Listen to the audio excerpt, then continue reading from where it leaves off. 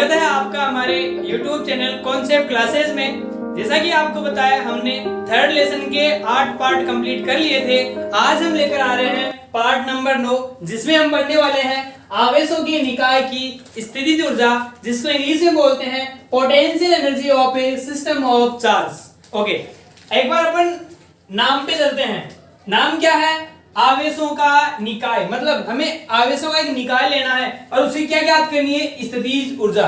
पहले अपन स्थितिज ऊर्जा को समझते हैं, स्थितिज ऊर्जा होती क्या है। ओके, जैसा कि हम जानते हैं हमारी जो छत पे टंकी पड़ी होती है उसमें जो पानी भरा हुआ होता है, और जैसे अगर अपन बाथरूम में अपन किसी नल को ओपन करते हैं तो पानी अपने आप नीचे आ जाता है। मतलब और वो जो पानी आता है वो कुछ प्रेशर के साथ में आता भी है, तो अपन देख पाते हैं कि ये जो पानी है वो बिना किसी ऊपर मोटर लगाए नीचे कैसे आ जाता है। तो वो किस कारण आता है? उसकी स्थितिज ऊर्जा के कारण आता है। ओके, अब क्वेश्चन ये उठता है कि उसमें ऊर्जा आई कहां से? तो हमें पता है जब हमने जो पानी की टंकी ऊपर भरी थी वो भरने के लिए हमने क्या किया होगा? या तो नीचे मोटर यूज में ली होगी या पानी ऊपर चढ़ाया होगा। मतलब जब हमने पानी को ऊपर चढ़ाया था वही जो एनर्जी हमने वहां जो काम किया था वही काम किसके रूप में सेव हो गया था? उस ऊपर वाले निकाय, मतलब जो पानी की टंकी थी उसमें किसके रूप में संचित हो गया था? स्थितिज ऊर्जा के रूप में हो गया था। मतलब सीधी सीधी बात यह है, अगर आप किसी निकाय पर काम कर देते हैं तो वो कार्य किस में कन्वर्ट हो जाता है? उसकी स्थितिज ऊर्जा में कन्वर्ट हो जाता है। तो अपन देखते हैं किस प्रकार से क्या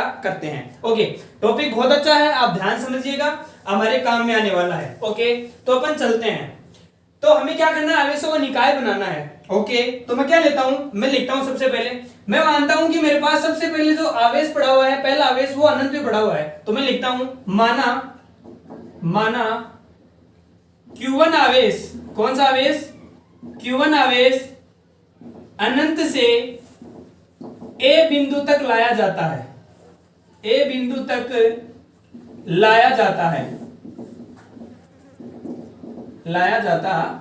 मतलब मेरे पास कोई एक Q1 आवेश है, उसको अपन कहां से कहां तक ला रहे हैं? अनंत से A तक ला रहे हैं। तो मैं मानता हूं यहां पर कोई A बिंदु उपस्थित है। ये लीजिए A बिंदु उपस्थित है। ओके, और कहां से? अनंत से। किसको? Q1 आवेश को कहां ला रहे हैं? इस A बिंदु तक ला रहे हैं। ओके, अब आप ध्यान से देखिएगा, इस A बिंदु पर पहले से कोई आवेश उपस्थित नहीं है। इस A बिंदु पर पहले से कोई आवेश उपस्थित नहीं है।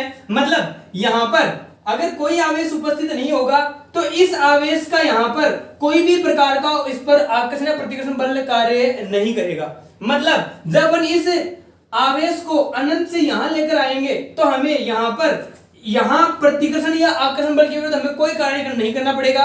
मतलब हमारे पास यहां किए गए कार्य का मान कितना होगा? 0 होगा। तो मैं यहां पर क्या लिखूंगा कि यहां जो A बिंदु तक है अपन आवेश को लाएंगे तो W1 का जो मान होगा वो किया गया कार्य कितना होगा? 0 होगा।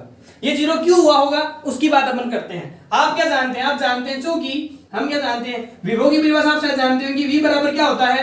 W अपॉन Q होता है। V बराबर क्या होता है? W upon Q। तो बोलिए W बराबर क्या हो जाएगा? W बराबर हो जाएगा V इंटू Q। ओके, अब अपन आवेश कौन सा लेकर आ रहे हैं? Q1 आवेश। कहां से ला रहे हैं? अनंत से। तो आवेश का मान Q की जगह क्या ले लेंगे? Q1 ले लेंगे। ये लीजिए Q1। यहां इस A बिंदु पर पहले से कोई आवेश उपस्थित नहीं था। मतलब अगर यहां पर कोई आवेश उपस्थित नहीं है तो यहां पर विभव का मान भी कितना होगा? 0 होगा, क्योंकि अपन जानते हैं V बराबर क्या होता है? KQ अपॉन R होता है। ओके, यहां पहले से कोई आवेश उपस्थित नहीं है तो यहां विभव का मान कितना होगा? 0, क्योंकि Q का मान कितना? 0, तो विभव का मान भी कितना? 0। तो अपन यहां विभव का मान 0 पुट करेंगे तो W का मान कितना हो जाएगा? 0। तो हमने लिख लिया W1। ओके, अब हमने कितना आवेश लिया है? एक आवेश। अब मैं क्या लिख आता हूं? दूसरा आवेश। तो मैं लिखता हूं इसी प्रकार Q2 आवेश। कौन सा आवेश? Q2 आवेश। Q2 आवेश अनंत से Q1 को कहां लेकर आए थे? A तक। अब अपन कहां तक लेकर आएंगे? B तक। तो अनंत से B तक लाया जाता है। कहां लाया जाता है? B तक लाया जाता है। ओके, एक बार डायग्राम बना लेते हैं अपन। तो डायग्राम में क्या देखेंगे? चूंकि हमारे पास A बिंदु पर ऑलरेडी कौन उपस्थित है? Q1 आवेश उपस्थित है। ये लीजिए Q1 आवेश कहां उपस्थित है? A बिंदु पर। ओके, अपन दूसरे आवेश को, कौन से आवेश को? Q2 आवेश को कहां से ला रहे हैं? अनंत से ला रहे हैं। और कहां ला रहे हैं? यहां उपस्थित किसी B बिंदु पर ला रहे हैं। तो मैं मानता हूं यहां B बिंदु उपस्थित है। ओके, और मैं मानता हूं ये इस A बिंदु से कितनी दूरी पर उपस्थित है? R12 दूरी पर। ओके, और बिंदु B तक कौन लेकर आ रहे हैं? Q2 आवेश। तो ये लीजिए Q2 आवेश। ओके, अब आप देख रहे हैं, आप क्या देख रहे हैं, चूंकि यहां पर पहले से कोई आवेश उपस्थित है तो हमें कौन से आवेश को, Q2 आवेश को अनंत से लेकर आ रहे हैं, तो यहां इस निकाय तक लाने में आप ध्यान से देखेंगे, यहां Q1 आवेश पे कौन सा आवेश है, धनावेश है, Q2 पर कौन सा आवेश है, धनावेश है।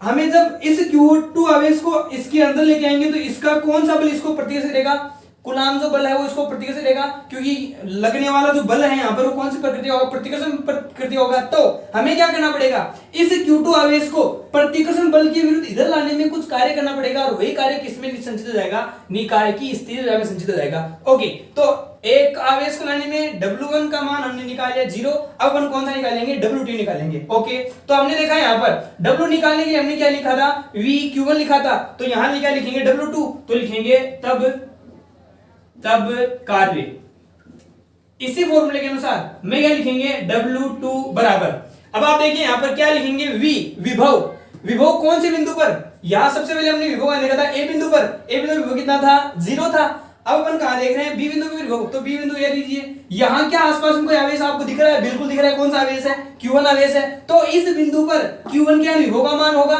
ओके, और वो कितना होगा, मैं Q1 के मान लेता हूं विभव V1 है। ओके, तो W2 बराबर मैं विभव कितना मानता हूं, V1 इनटू आवेश कौन सा लेकर आ रहे हैं आप, यहां हमने Q1 आवेश लिया था, यहां कौन सा ले रहे हैं, Q2 आवेश, तो ये लीजिए Q2।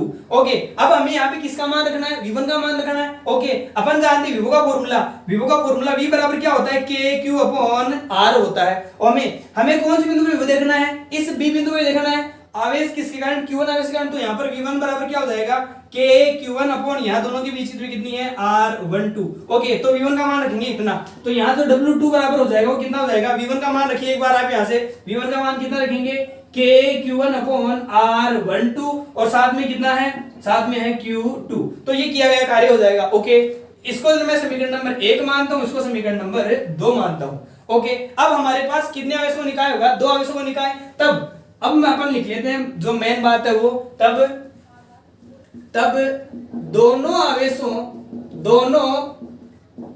आवेशों के निकाय के कारण कार्य, जो कार्य होगा वो कार्य कितना हो जाएगा, W बराबर हो जाएगा W1 प्लस W2, तो W बराबर, W1 का मान कितना है 0, W2 का मान कितना है, ये रहा कितना, KQ1 Q2 upon R12। Okay, ये है Q2, और हम जानते हैं इस निकाय में किया गया कार्य किसके रूप में संचित होता है, ऊर्जा के रूप में, तो ये कार्य क्या हो जाएगा, ऊर्जा, तो मैं डायरेक्ट इसको लिख लेता हूं, U बराबर कितना हो जाएगा, KQ1 Q2 अपॉन R12। ये जो ऊर्जा है ये कितने आवेशों को निकाय करना है, 2 आवेशों को निकाय, कौन कौन सा आवेश, Q1 आवेश और Q2 आवेश। बहुत आसान है, कुछ नहीं करना, क्या करना है, पहले एक आवेश को लेकर आएंगे अनंत से A बिंदु तक, यहाँ किया गया कार्य कितना होगा, 0 होगा, फिर A बिंदु तक कौन आ चुका, Q1 आ चुका, अब किसको लेके आएंगे, Q2 आवेश को लेके आएंगे, तो Q2 आवेश को लेके आएंगे, W का फॉर्मूला हमने यहाँ रखा है और सॉल्व किया है, तो जितना कार्य इस निकाय में होगा वही कार्य किसमें कन्वर्ट हो जाएगा, ऊर्जा के रूप में कितना हो जाएगा, KQ1 Q2 upon R12। Formula याद रखेंगे, इससे रिलेटेड बहुत सारे न्यूमेरिकल्स बनते हैं। अब इसका जो सबसे अच्छा टॉपिक है वो पढ़ने वाले हैं अभी अपन, एक बार आप यहाँ तक स्क्रीनशॉट लीजिए, उसके बाद चलते हैं अपन आगे। अब अपन देखने वाले हैं अगला टॉपिक, जो है 2 से अधिक आवेशों की निकाय की स्थितिज ऊर्जा। पिछले टॉपिक में देखा था हमने 2 ही आवेश लिए थे, अब अपन क्या लेंगे, 2 से अधिक आवेश लेंगे। मैं मानता हूं 3 आवेश लेकर आते हैं अपन, फिर 4 5 और सोल्व कर लेंगे। तो देखते हैं, उसी प्रकार से सेम टू सेम करेंगे, जैसे हमने Q1 आवेश को लिया था, पहले Q1 आवेश को कहां से लेकर आए थे, अनंत से कहां तक लेके आए थे, A तक लेके आए थे, उसी प्रकार से। तो सबसे पहले मैं Q1 आवेश लेता हूं, उसको अनंत से लेकर आता हूं कहां तक, A बिंदु तक। मैं मानता हूं सबसे पहले A बिंदु है जहां पहले से कोई आवेश उपस्थित नहीं है। अब अपन कौन से आवेश को लेकर आते हैं, Q1 आवेश को कहां से, अनंत से A तक, तो यहां तक लाने में कोई कार्य नहीं करना पड़ेगा, तो मैं लेकर आता हूं यहां इस A बिंदु तक कौन से आवेश को, Q1 आवेश को, तो यहां तक लाने में किया गया कार्य W1 बराबर कितना होगा, 0 होगा, जो हमने पिछले टॉपिक में देख लिया था। ओके, फिर अपन कौन से आवेश को लेकर आए थे, Q2 आवेश को, कहां से, अनंत से कौन से बिंदु तक, बिंदु B तक, और दोनों के बीच दूरी कितनी थी, R12 थी। ओके, तो मैं लेता हूं यहां से कितनी दूरी पर, R12 दूरी पर, कितनी दूरी पर, R12 दूरी पर कोई बिंदु B उपस्थित है, जहां कौन से आवेश को लेकर आ रहे हैं, Q2 आवेश को, कहां से, अनंत से, तो अनंत से लेकर आएंगे Q2 आवेश को, ये लीजिए। ओके, अब आप देखिए यहां पर हमें पता है हमने देखा था V बराबर होता है W अपॉन Q, तो W बराबर क्या हो जाएगा VQ।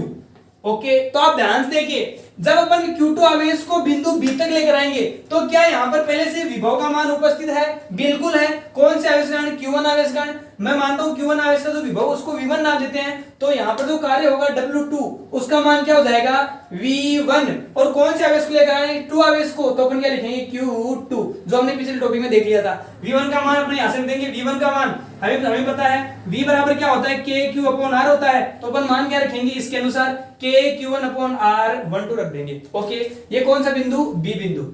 इसी प्रकार से अब अपन किसको लेकर आएंगे?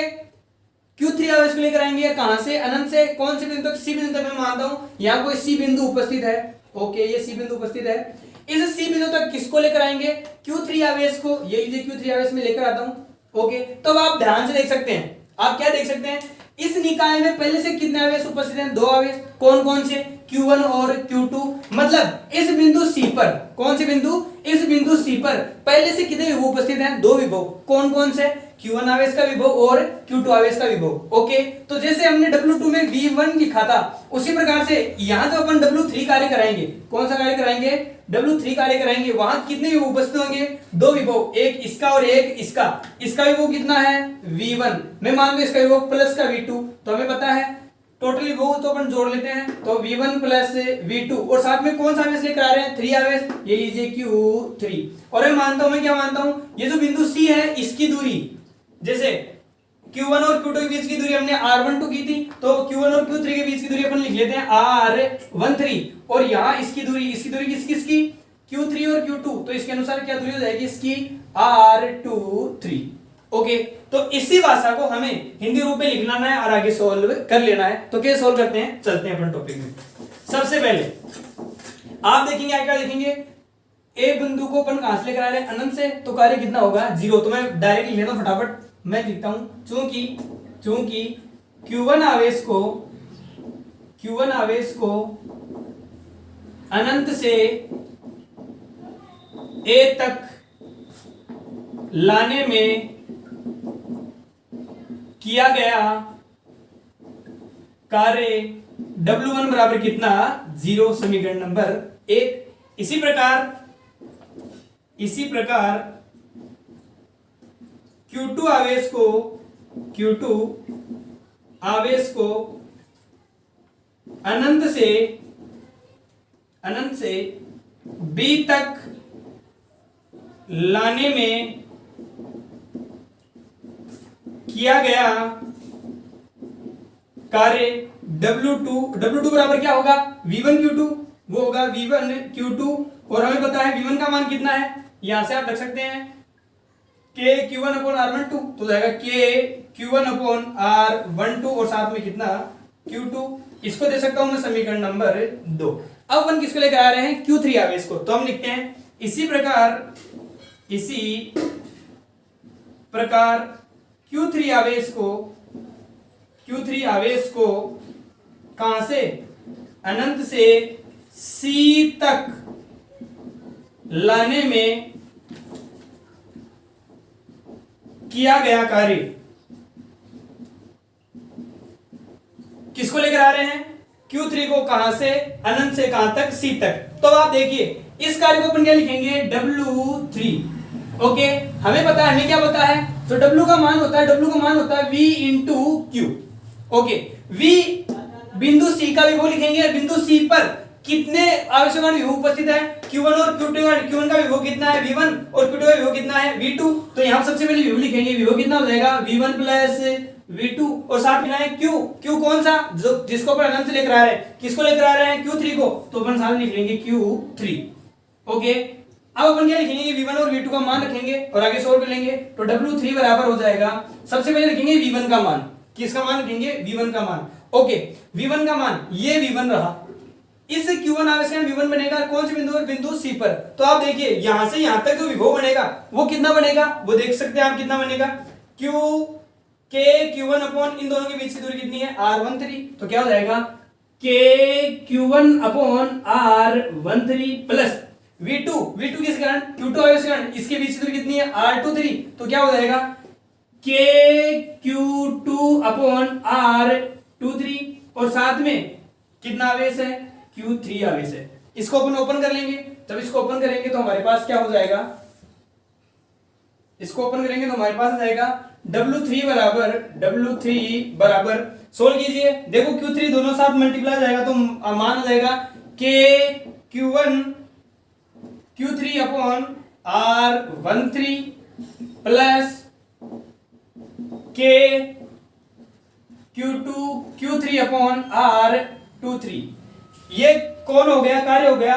कहां से कहां तक लाने के लिए, Q3 आवेश को बिंदु C तक लाने के लिए। इसको नाम देता हूं समीकरण नंबर 3। ओके, अब आप ध्यान से देखिए, हमने इन तीनों आवेशों को निकाय कारण हमने कितने कार्य किए, 3 कार्य, W1 W2 और W3। तो टोटल कार्य क्या हो जाएगा, तीनों का योग हो जाएगा। तो मैं लिखता हूं तीनों आवेशों की निकाय, तीनों आवेशों के निकाय का कुल कार्य W बराबर क्या हो जाएगा, W1 plus W2 plus W3। तो W बराबर सभी कार्य को जोड़ देंगे। W1 का मान कितना, 0, ये लीजिए 0। W2 का मान कितना, ये पड़ा, ये कितना है KQ1Q2/R12 प्लस W3 का मान ये पड़ा, ये रहा, कितना है, रख दीजिए KQ1Q3/R13 प्लस कितना है KQ2Q3/R23। ओके, और हमें पता है इस निकाय में किया गया कुल कार्य किसमें कन्वर्ट हो जाएगा, स्थिर ऊर्जा में। तो अपन W की जगह लिख देंगे U, और U बराबर क्या हो जाएगा, मान हमारे पास लिख सकते हैं अपन टोटल मान को KQ1Q2/R12 plus KQ1Q3/R13 plus KQ2Q3/R23। Okay, अब आप सोचिए एक बार, आप क्या सोचिए, अगर मेरे पास चौथा आवेश और होता, कौन सा आवेश और होता, चौथा आवेश और होता, मैं उसको मानता हूं Q4 होता। ओके, तो अपन यहां दिखा देते, मैं मानता हूं यहां कोई D बिंदु उपस्थित होता। कौन सा बिंदु उपस्थित होता, D बिंदु। ये लीजिए, मान लेता हूं D बिंदु। सोचिए आप एक बार, और यहां अपन कौन से आवेश को लेकर आते हैं, Q4 आवेश को लेकर आते हैं। ओके, तो इन यहां से यहां तक की बीच की दूरी क्या लिखते हैं अपन, हाँ बिल्कुल आप सही सोच सकते हो। यहां से यहां तक की पूरी दूरी कितनी है, Q1 से Q4 की R14 हो जाती, Q2 से Q4 की हो जाती R24 हो जाती, और यहां से यहां तक की दूरी क्या जाती, R34 हो जाती। ओके, और यहां पर जब अपन Q4 आवेश को लेकर आ रहे हैं तो किया गया कार्य जो W4 होगा वो किस किस के कारण होगा, हमें पता है। हमने जब W3 लिखा था तो यहां विभव इनटू आवेश लिखा था। आवेश कौन सा, जिसको लेकर आ रहे थे। अब कौन से आवेश को लेकर आ रहे हैं, Q4 आवेश को। यहां विभव का मान रखेंगे, यहां विभव पहले, इसके पहले कितने आवेश थे, केवल उपस्थित 2 आवेश उपस्थित थे। अब इसके कारण कितने आवेश उपस्थित हैं, 3 आवेश। तो तीनों का विभव जाएगा, मतलब अपन यहां लिखेंगे V1 plus V2 plus V3, और साथ में क्या लिखेंगे, ये आवेश कितना Q4 हो जाएगा। ओके, मतलब हम सीधी सीधी बात देख रहे हैं, क्या देख रहे हैं कि जैसे जैसे अपन आवेश को लेकर आएंगे तो पहले का जो विभव उपस्थित था उस विभव को उस आवेश से गुणा कर देंगे तो किया गया कार्य में प्राप्त हो जाएगा, और वही कार्य किसमें कन्वर्ट होता है, उसकी स्थिर ऊर्जा में। तो ये किसके कारण था, 3 आवेश को निकाय कारण था।